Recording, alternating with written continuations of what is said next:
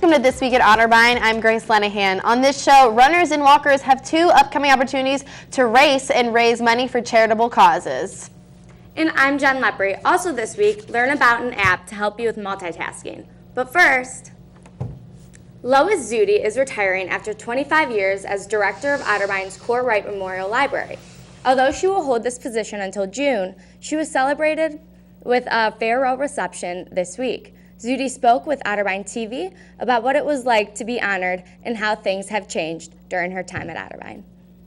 It was just wonderful just to see everybody. The staff just really came together and really created a wonderful event. I saw a lot of people that I hadn't seen in many years. When I walked in the building in 1990, July, there was card catalogs and big tables and lots of books on the first floor, and now this first floor is very, very different. I'm proud of assisting with automating the library, and then just all the different changes that have happened with the building. When I came, this library had 3 personal computers. You think about how many computers we have and different equipment and things that we have in here that are just so different. And the way people look for information and find information and need information is very, very different. So we added the cafe, we added the academic support center so that they're not administratively part of the library, but they're here in the building.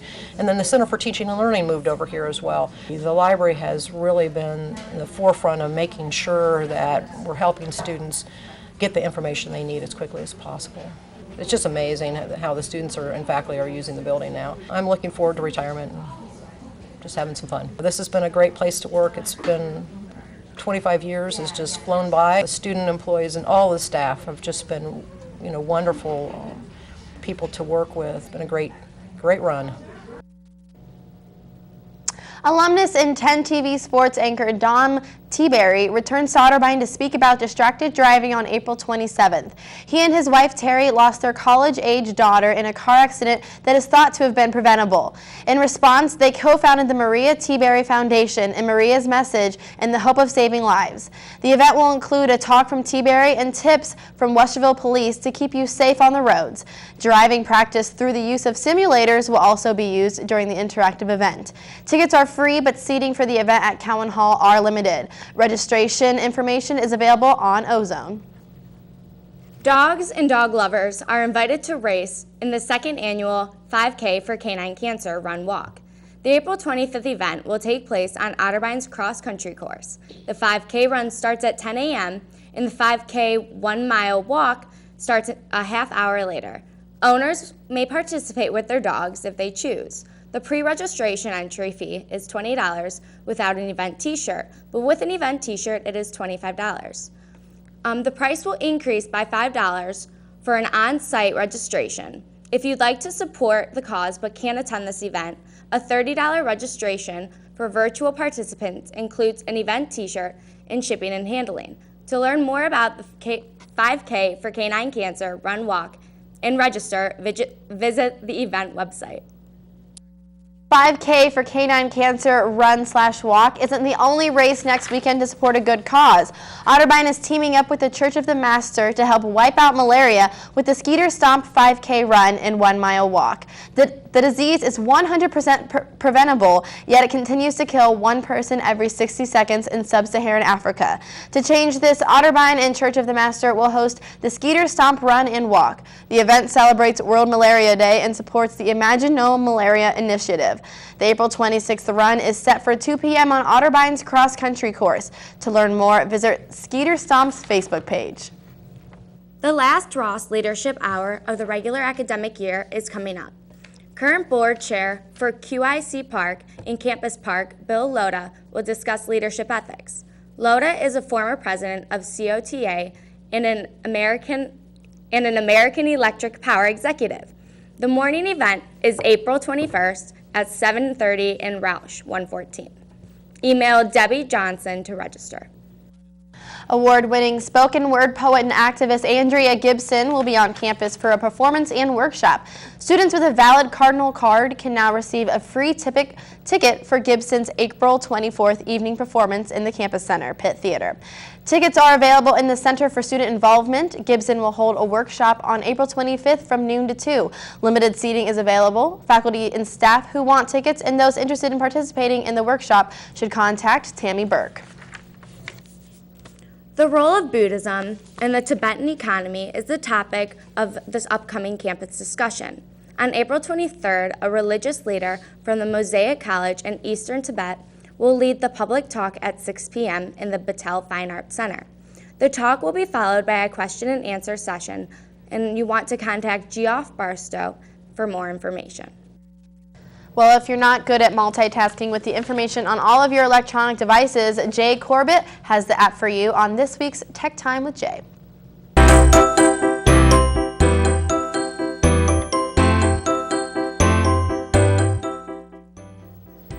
Hey guys, and welcome back to this edition of Tech Time with Jay. I'm Jay Corbett, and today we will be talking about an app that will integrate both messaging and your computer at the same time. The app is called Pushbullet. Pushbullet is on the Google Play Store. However, I have not checked to see if it is on iOS store apps. So if you have an iPhone right now, I would say go check and see if you have it. However, I do officially know that it's on Google Play Store.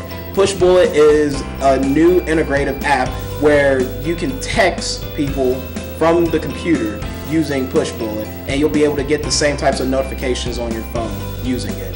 So let's take a look at Pushbullet. Pushbullet makes your devices work better together by allowing you to move things between them easily. Never again will you miss a call or a text again while you're at your computer. You can see all of your phone's notifications on your computer, and you can text and you can see all the text messages, phone calls, and even more. You can send files from your computer to your phone with just one click. You can get pictures from your computer onto your phone, and files can download automatically and open from the notification. You will never have to again dig things out using your email inbox or use Dropbox. It's the easiest way to get links from your computer onto your phone. Also, the links can be opened or shared right from your notifications. You will never have to go through the hassle of emailing a link to yourself ever again. Channels are notification feeds that you can also follow too. You will get alerted about things you care about right away. Well guys, that's Pushbullet for you right there. If you want to get Pushbullet, it's free right now on the Google Play Store. I highly suggest getting this app if you like to stay on your computer most of the time and never really look at your phone, due to you basically doing everything on your computer. However, you can still do the same stuff from your phone using Pushbullet. So either way, you will be fine. Well, that's all the time that we have for Tech Time with Jay. I'm Jay Corbett. You guys have an amazing week.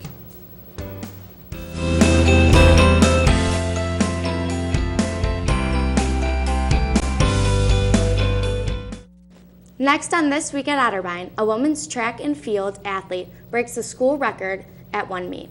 But first, here are some upcoming campus events to keep in mind when making your plans this week.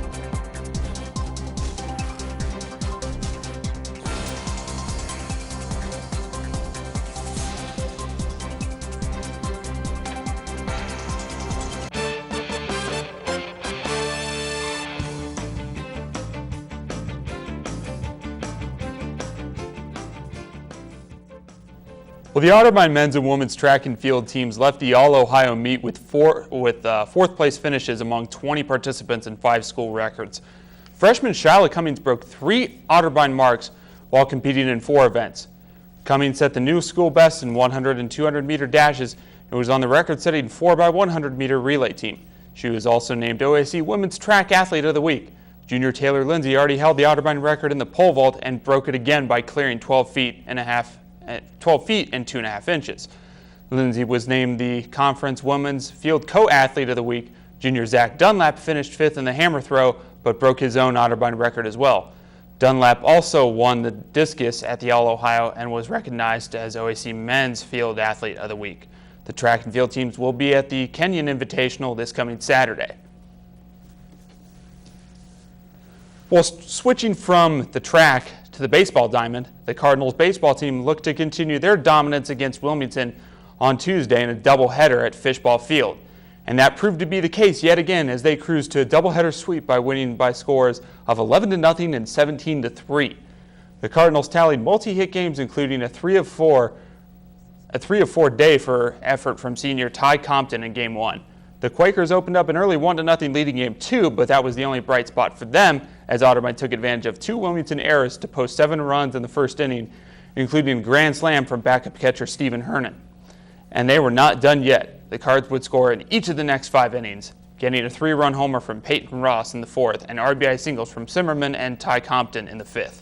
Right-hander Nick Muse would glide to his second win of the year on the mound before relievers Justin Lewis and Caleb Norton helped finish off the Quakers in the second game to help the Cards improve to 7-5 in the OAC and move into 5th place in the conference standings. Otterbein will be in action later this evening over at Granville for a non-conference matchup against Denison at 6 before traveling to New Concord this Saturday to play Muskingum at 1 p.m. for a doubleheader. Well, after a season that saw the Lady Cardinals dominate the OAC, the Otterbein women's lacrosse team looked to get even in the standings against Capital after losing 2 of their first 3 OAC matchups thus far. Things did not start off pretty as the Crusaders opened up with 3 goals in the first 6 minutes of the game. But as has been the case many times this season, the Lady Cards had answers, scoring 5 unanswered goals by the 12:41 mark of the first half, and they went into halftime up 8-5. Momentum seemed to swing toward Capital late in the game when speedy forwards Corey Titus and Taylor Thomas cut the lead to 11-9 with just over 6 minutes to play, but that's as close as the Crusaders would get. Otterbein will travel up to Baldwin Wallace this Saturday at 1 o'clock before closing out their regular season at home next Wednesday versus Wilmington.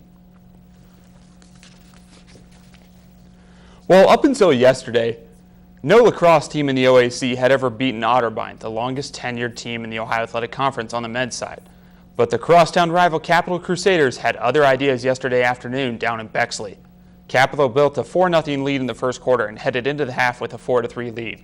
But as is often the case between these two schools, the game tightened up in the second when Mike Sullivan and Brandon Stroop erased a 6-4 deficit to tie the game with just over 6 minutes remaining.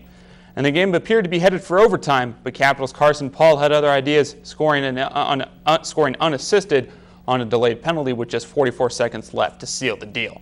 The Cardinals will play their final home game of the regular season as part of Senior Day this Saturday against undefeated Baldwin Wallace.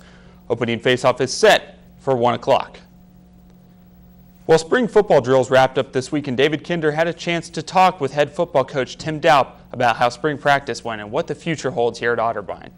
The annual spring football practices ended this week. The Cardinal football team now has almost 4 months off before gathering again on August 12th to start fall workouts. We had a chance to talk with head football coach Tim Daup about how spring drills and changes to the team are going. Off-season's been interesting. I had to hire a new coach. Pete Davila left and went to James Madison. And, I brought Andy Freese home. He played for me, All-American in 2008. Brought him back, and he's coaching O-line. So a little bit different. I moved to defense and coaching linebacker. So it's actually been a very interesting spring. At the Division III level, spring drills look a little different, making it more difficult on a football coach. We don't get pads. We don't wear helmets, shoulder pads. It was close to passing last January at the NCAA convention. It was very close. They even called it up for a revote. But it still didn't pass. We're getting closer and closer to where we can have pads. So basically, you go out, you do some drills, you do some 7-on-7 stuff.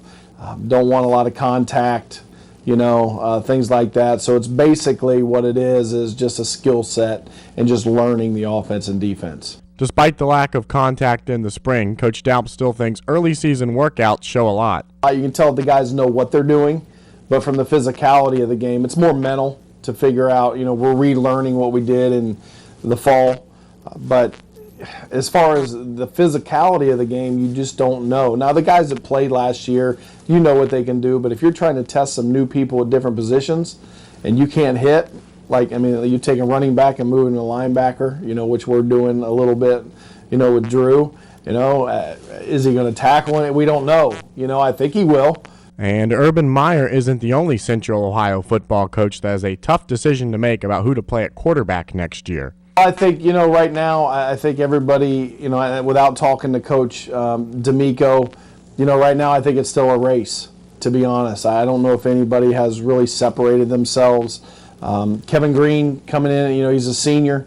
Been here, obviously, for 3 years. Joey Longino will be the junior. We've got, Ousley and Tyler Gall, who will be sophomores. And then, we had a transfer come in. So, with that being said, Noah Durst transfers in from Witt. So we've got guys. It's just, who's going to step up and take the job. And it's going to have to be one in camp. The season begins August 12th with fall camp and kicks off at Memorial Stadium September 5th against Buffalo State. For Otterbein TV, I'm David Kinder. Well, Grace, couldn't ask for better weather. Spring sports right around the way, spring football. And you got 75 degrees this weekend. Doesn't get any better than that, does it? It's perfect. I love it. Well, as we all know, it is week 14 here at Otterbein, which means that many students will be hard at work. Justin Jordan decided to really see if students were working hard at Otterbein's Courtright Memorial Library.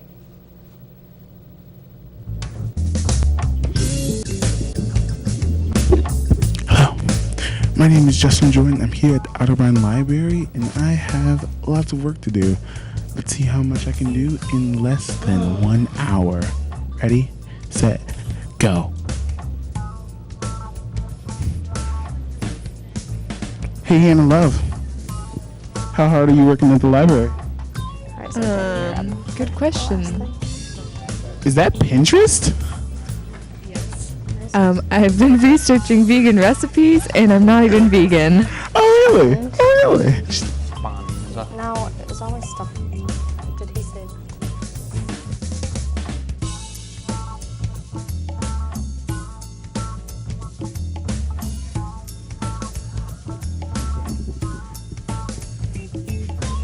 So, Zach Brown, how hard are you working at the library? I'm playing Clash of Clans.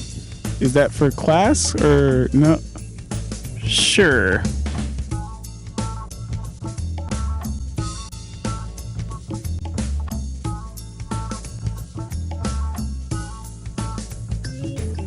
Hey, Carrie Koisman, how hard are you working at the library? Oh, very hard. You don't have papers. I have a lot. We're co-editing for ages. Looks like Facebook and Gmail's on there. So, Boston, how hard are you working at the library? I'm working real hard. How hard is that? Like from one to a rock, I'm like a boulder. I see you just drawing pictures. Is that true?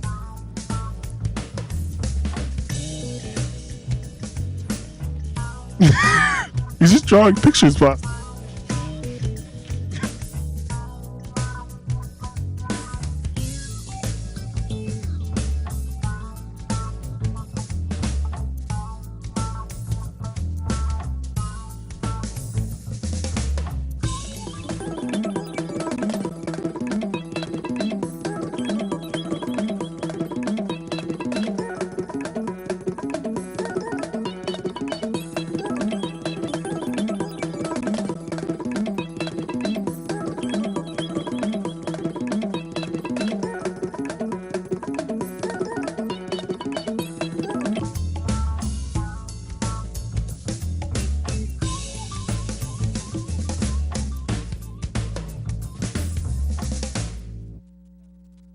Well, I am finally done with my project.